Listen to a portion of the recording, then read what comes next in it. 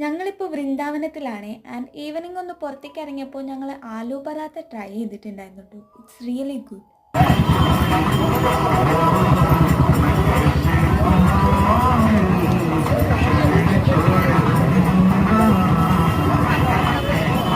ഞങ്ങൾ റോഡിലൂടെ നടന്നു പോകുമ്പോഴാണ് കേട്ടോ ഈ ഒരു കാഴ്ച കാണുന്നത്, ഒരു സർക്കസിൻ്റെ. അപ്പം നിങ്ങൾക്കും കാണിച്ചു തരാമെന്ന് വിചാരിച്ചു.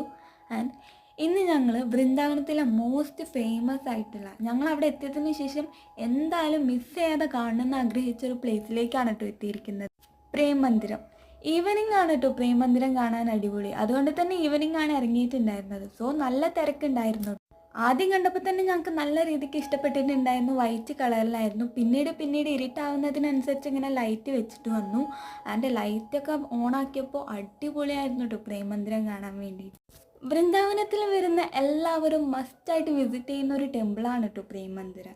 ആൻഡ് അവിടുത്തെ മോസ്റ്റ് ഫേമസ് ആയിട്ടുള്ള ഹിന്ദു ടെമ്പിളും കൂടിയാണ് ഇത്.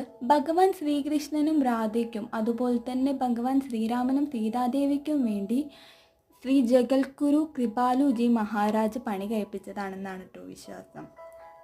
അവിടുത്തെ ഗാർഡനിൽ അവർ ഭഗവാൻ ശ്രീകൃഷ്ണനും രാധയും ഊഞ്ഞാലാടുന്നതും അതുപോലെ തന്നെ ഒരുപാട് കാര്യങ്ങൾ സെറ്റ് ചെയ്ത് വെച്ചിട്ടുണ്ടായിരുന്നു കേട്ടോ. നല്ല രസമാണ് എല്ലാം കാണാൻ. And that's all. ബൈ.